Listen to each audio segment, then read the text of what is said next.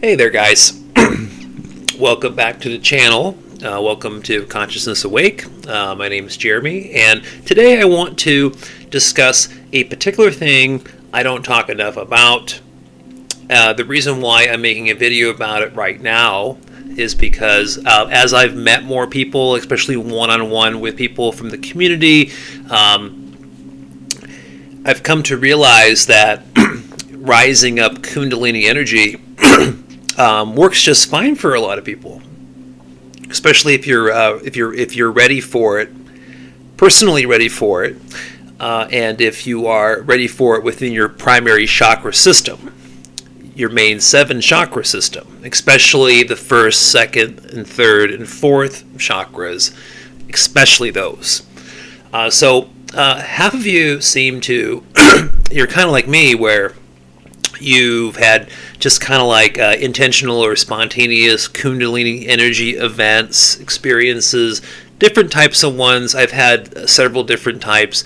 Some were more intense than others, and the actual, like the effects, the cosmic consciousness, that kind of stuff. It varies. But that's how it is. It's not always the same exact thing.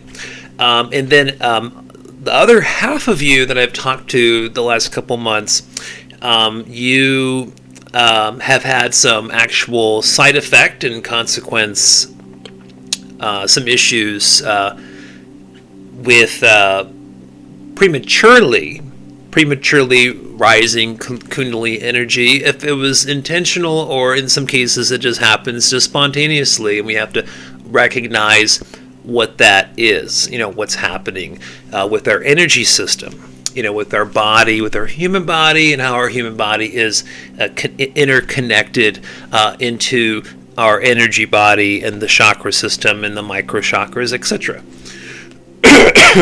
So this is what I want to talk about real quick here.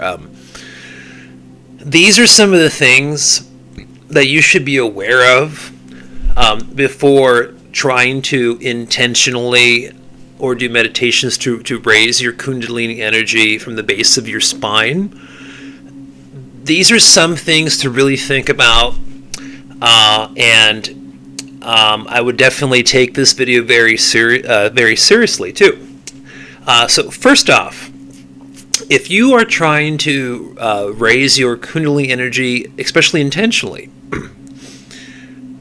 be aware that as your Kundalini energy kicks on, starts up, and starts gathering at the base of the spine and coming up the spine, in your root chakra and your first chakra, if you feel like really ungrounded with your life, if you feel like you have no self-control over yourself or your life for that matter, then you do not want to try to raise your Kundalini energy intentionally until you feel more grounded in your physical reality, balanced with your spirituality, physicality, and have some have exercised at least some discipline with self control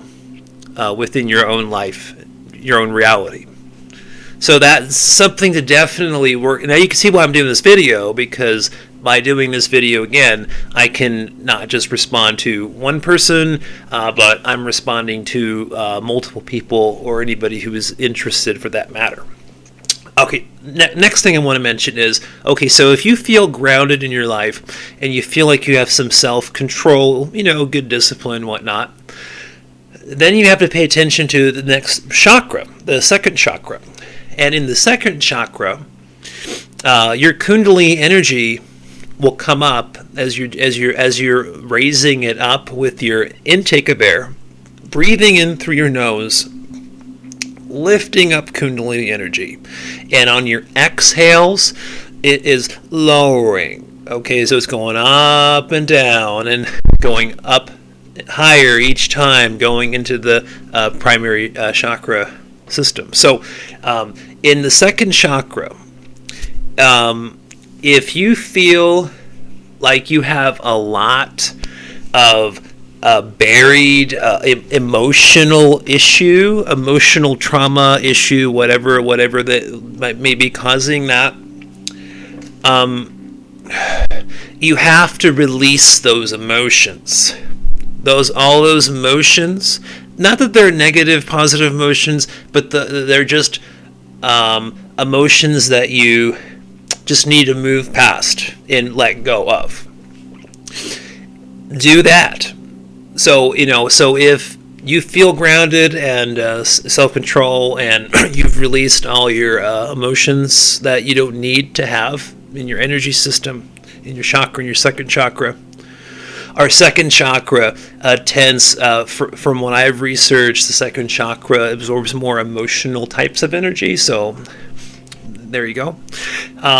So on your third chakra, though, so a lot of people will raise up their Kundalini energy, and they will get through the first and second chakras, and everything will be going perfect, absolutely perfect, very pleasant. Not too much discomfort or anything like that. It's a very pleasant, orgasmic, energetic experience. Your Kundalini energy, when you sense it or feel it, like when I just sit down here, or lay down for that matter, if I just think about my Kundalini energy, and I will feel that orgasmic energy just manifesting and getting more and more intense, and it starts at the base of my spine. So I can sit here right now and just take a nice breath of air, and on the intake, I can already feel the tingling, the energy, the orgasmic type of energy that's described with Kundalini energy. It's already going. Every time. And so, that's me. So I don't know if you guys can feel Kundalini energy that quickly or easily. I know people that do, especially people who have already had multiple Kundalini energetic kind of experiences. It just seems that it's just something you kind of tune into or whatnot. I don't really know. But so we're talking about the importance in this video. Sorry for digressing there a little bit. The importance of this video of understanding the types of things that a person needs to establish to have a positive Kundalini awakening kind of experience. Because if you force a Kundalini, or if it happens just spontaneously, which it does, and let's say that Kundalini starting in that first chakra is ready to go up the spine, and you have no control of anything, no self-control. You are just what you would consider just super ungrounded. Well, guess what? You're activating the Kundalini energy, and it's going through that. And what happens is it backfires on a lot of people, and they become more, prone to addictions and stuff like that. You know what I mean? So I've seen it happen. So this is why half the time the Kundalini awakenings are really great. They're the natural evolvement of the person. And then sometimes there are some negative consequences that can be just temporary or sometimes long term. So another thing I want to talk about is, as you're rising your Kundalini energy up your spine through those chakras, let's say you're getting through the first one, you're getting through the second one. When you're getting to the solar plex, I don't want to make this video too long. When you're getting to the solar plex in the third chakra, there's a lot of fear energy there in that solar plex. And then in my other video from a week ago, I talk about how astral or etheric parasites who are draining your life force, like vampires, like leeches. A lot of them, not all of them, but some of them go in through the solar plex, the third chakra. That's the way they enter in. And how they enter in is they lower your frequency into more of a fear, anxiety type of state of mind, and then it's easier to penetrate in through that chakra, because the third chakra, the solar plex, is tied into fear. So letting go of fear. So that's another thing to think about. So if you have any fears associated with really anything in your life, or fears of out-of-body stuff, or astral projection, or raising your Kundalini energy, and that kind of thing, any fears will block it. So you have to release fear in the third chakra to successfully and more naturally, raise up Kundalini energy. So that's just some things I wanted to touch on, guys. I don't want to go too long on just this video. Let me see here. One more thing. So if you go into the Heart Chakra, so let's say you have successfully gone through the first, second, and third chakras, and you're getting to the fourth, the most energetic chakra, the Heart Chakra, the fourth chakra. When you get into that, you do not want, I see this a lot, you do not want to have possessiveness within your heart.